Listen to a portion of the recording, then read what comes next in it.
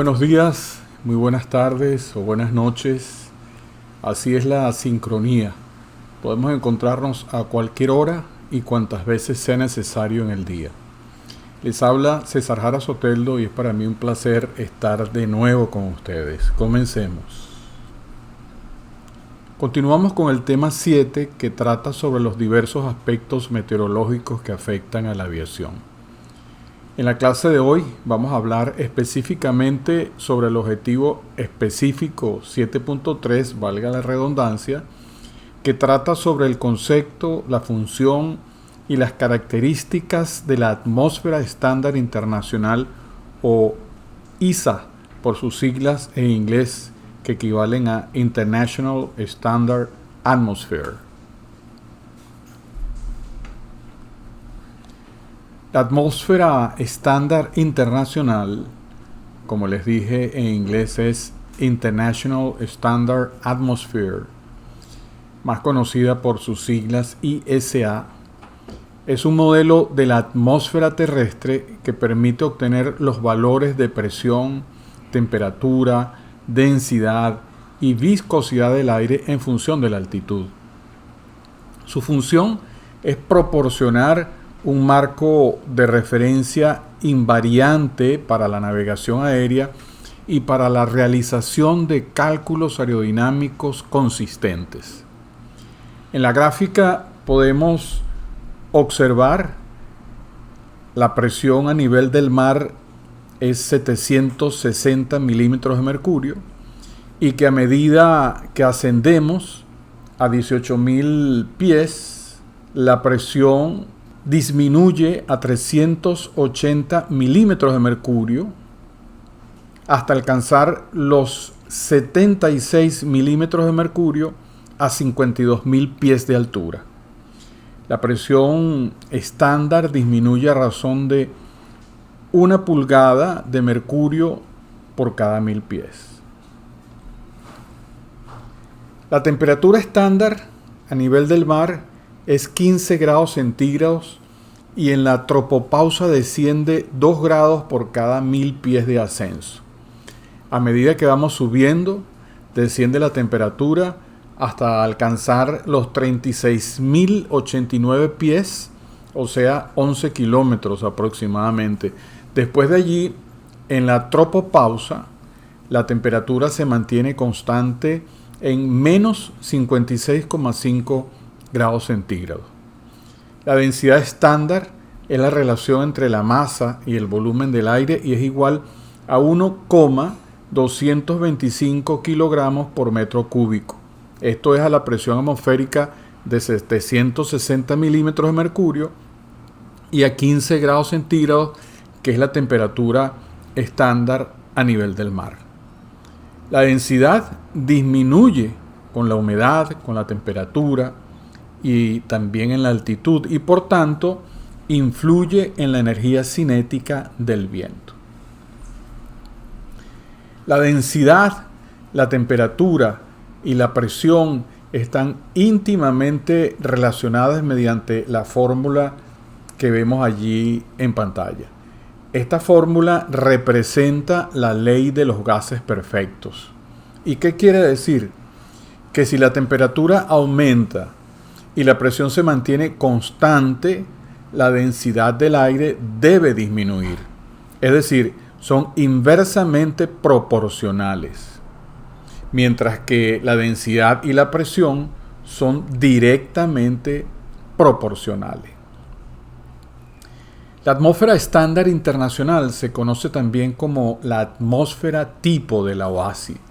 Esto es debido a que en virtud de las recomendaciones formuladas por los departamentos de aeronavegabilidad, de operaciones y de meteorología, el Consejo de la OASI, en la sesión celebrada el 23 de junio de 1950, convino en que debía crearse una subcomisión mixta que estaría integrada por elementos de la Comisión de Meteorología y de la Comisión Aerológica de la Organización Meteorológica Internacional para discutir con los representantes de la OASI el problema de la especificación detallada y de la presentación de datos de la atmósfera tipo de la OASI. Entre los meses de julio y agosto de 1950 se reunió en Montreal un grupo de estudio formado por los representantes de los órganos que antes mencioné y formuló una propuesta referente a la especificación detallada de lo que sería la atmósfera tipo de la OASI. La OASI publicó el documento 7488 titulado Manual de la atmósfera tipo de la OASI, que trata sobre el tema.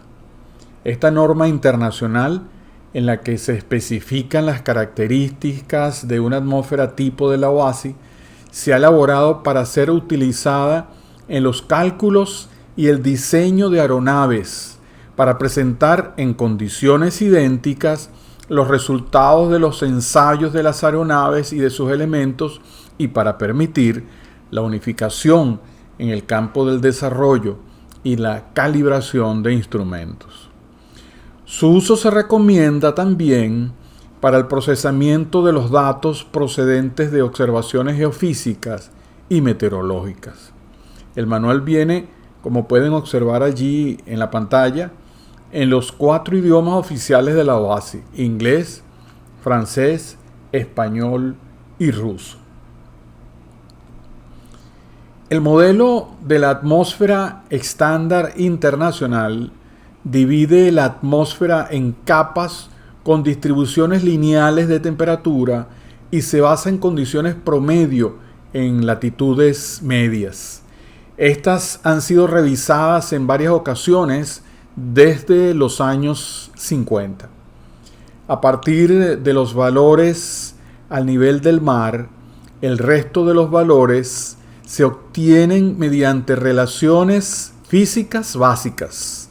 Por tanto, el estándar consta de una tabla de valores para varias altitudes clave, además de varias fórmulas con las que se pueden calcular los valores para altitudes intermedias. Lo vemos allí, las diferentes capas y los diferentes valores de altura, temperaturas, el gradiente térmico, la presión y la densidad. En la tabla vemos también la altura geopotencial, que se calcula considerando que la aceleración de la gravedad es constante. Y la altura geométrica resulta de la suposición de que la gravedad disminuye con el cuadrado de la altitud. Las condiciones estándar no son iguales a las condiciones reales.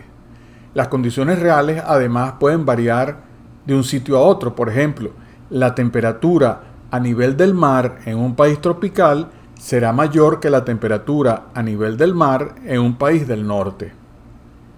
El modelo ISA se usa como una referencia para comparar condiciones atmosféricas reales y para las actuaciones de la aeronave y el motor. Las condiciones atmosféricas serán, por tanto, expresadas como ISA más o ISA menos a un nivel de vuelo dado.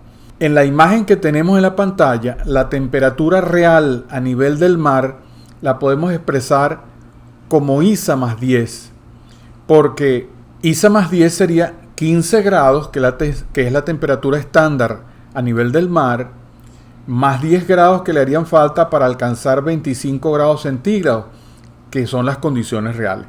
Eso se llamaría entonces ISA más 10. El uso de un modelo atmosférico estandarizado es evidentemente ventajoso, pues en todo caso hace falta un modelo matemático del comportamiento de la atmósfera para acometer labores tales como el diseño de vehículos aéreos y la altimetría barométrica.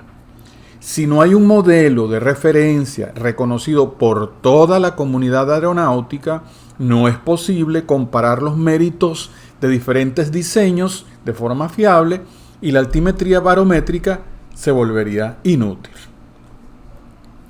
En resumen, el estándar ISO 2533-1975 recoge la atmósfera estándar internacional y OASI tiene un modelo atmosférico casi idéntico, que es la atmósfera estándar de OASI, la ICAO Standard Atmosphere o atmósfera tipo de la OASI. El modelo supone que la atmósfera es un gas ideal que se encuentra en equilibrio hidrostático en presencia de un campo gravitatorio uniforme de valor absoluto, G. La referencia de altitud, H igual 0, es el nivel del mar. Las tres propiedades más significativas de la atmósfera, la presión, la densidad y la temperatura, están estrechamente ligadas, como ya lo hemos visto a través de este tema de meteorología, con la altitud y están vinculados por un sistema de tres ecuaciones que no vamos a estudiar aquí. Podemos ver en el gráfico cómo la temperatura en rojo y la presión en azul van descendiendo con la altura hasta llegar aquí al nivel de la tropopausa. Muy bien, con esto terminamos lo que tiene que ver con la atmósfera estándar internacional. Eso era el objetivo 7.3. Pasemos entonces al objetivo 7.4, que es diferenciar los tipos básicos de nubes. Ya les había adelantado 2 videos obligatorios relacionados con la formación de las nubes y los tipos de nubes. La atmósfera es un sistema y, de acuerdo a su definición, un sistema es un conjunto de elementos relacionados entre sí que funciona como un todo. Si bien cada uno de los elementos de un sistema puede funcionar de manera independiente, siempre formará parte de una estructura mayor. Del mismo modo, un sistema puede ser a su vez un componente de otro sistema. Las nubes forman parte de este sistema y las variaciones que se produzcan en el sistema tienen que ver con su formación y con su clasificación. En términos sencillos, se puede decir que una nube es una masa de gotas de agua, cristales de hielo o ambas a la vez, que se mantienen en suspensión en la atmósfera y cuya formación se debe a la condensación del vapor de agua en el cielo. Las nubes se forman del agua que hay en la atmósfera. Esto ocurre cuando el agua se evapora de la superficie terrestre, elevándose hasta llegar a grandes alturas. Entre mayor sea la temperatura o la presión atmosférica, más vapor de agua puede contener el aire. Para que las nubes se formen, se necesitan 3 ingredientes: vapor de agua en la atmósfera, partículas que permitan su condensación y bajas temperaturas. La atmósfera está constituida por una variedad de gases, entre los cuales se encuentra el vapor de agua procedente de la evaporación de las aguas, tanto continentales como océanos, de la transpiración de las plantas y de la sublimación de los glaciares. Pero este vapor en suspensión no puede formar una nube por sí solo. Para que el vapor de agua se pueda agrupar, necesita de un núcleo de condensación o aerosol, lo que, y explicado en términos sencillos, corresponde a una partícula de características higroscópicas de gran afinidad por el agua y que permita la agrupación de las moléculas de vapor de agua y su posterior condensación. Estos potenciales núcleos se encuentran en abundancia en la atmósfera, entre los que se pueden contar el polvo, el polen, las partículas de sal provenientes del oleaje del mar y del rompimiento de las olas, y las cenizas provenientes de las erupciones volcánicas o incendios, entre otros. Una vez que estos 2 ingredientes se encuentran, falta un paso más para llegar a convertirse en nube. El vapor de agua y los núcleos de condensación deben encontrar temperaturas más bajas para alcanzar el punto de rocío o temperatura en la que las moléculas de vapor de agua se convertirán en gotas de agua líquida. Una forma de enfriar una masa de aire es forzándola a ascender por convección. La convección ocurre cuando la superficie de la Tierra se calienta por efecto del Sol y luego transfiere parte de ese calor a la masa de aire más próxima. Esta masa de aire más caliente será menos densa que el aire que la rodea, por lo que se elevará fácilmente gracias a la fuerza boyante, que es la fuerza que corresponde a una fuerza ascendente ejercida por fluidos más densos sobre los menos densos.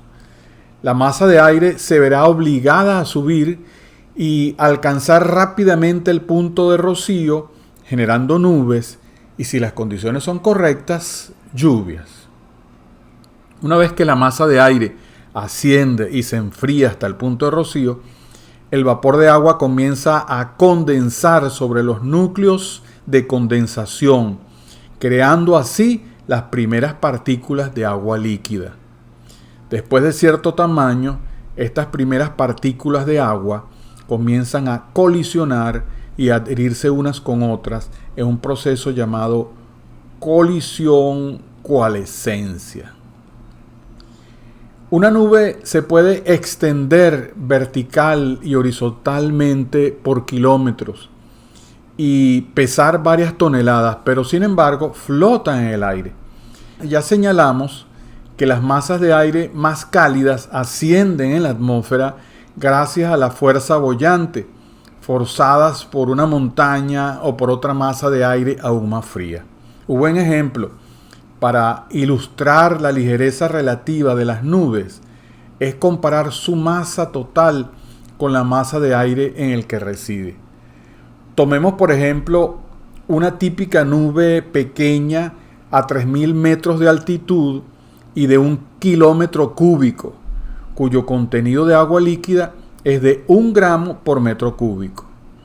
La masa total de las partículas de la nube es de cerca de 1 millón de kilos, lo que equivale más o menos al peso de 500 automóviles. Pero la masa total del aire circundante en ese mismo kilómetro cúbico es de alrededor de 1.000 millones de kilos, es decir, 1.000 veces más pesado que el líquido. Así, a pesar de que las nubes típicas contienen una gran cantidad de agua, estas parecen flotar en el cielo gracias a que su masa es menor a la del aire circundante, manteniéndose en equilibrio a la misma altura a medida que se desplazan con el viento. Se forman, se transforman y pasan sobre nosotros de manera tan natural y cotidiana que casi no nos damos cuenta de su presencia en el cielo. No obstante, la existencia de las nubes en la atmósfera tiene una gran influencia tanto en el tiempo y en el clima como en el desarrollo de la vida en el planeta. Las nubes cumplen un rol fundamental en el ciclo del agua. Aportan las tan necesarias precipitaciones de nieve y agua. Por otro lado, son claves para regular la temperatura media del planeta, por ejemplo.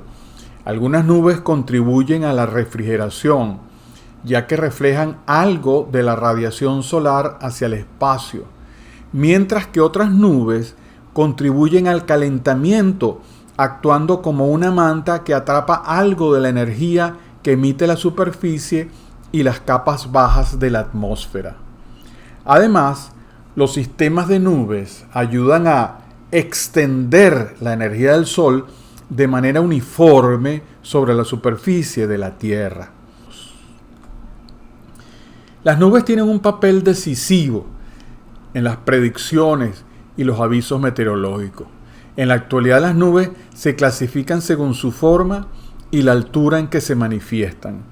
La clasificación según su forma se le debe al inglés Luke Howard, quien en el año 1802 presentó su propuesta que fue y sigue siendo aceptada hasta el día de hoy. Howard distinguió 3 tipos de nubes de formas características, más un cuarto tipo de nube que resulta de la mezcla de todas ellas. Veamos. Cirriforme viene del latín cirro, que quiere decir rizo de cabello.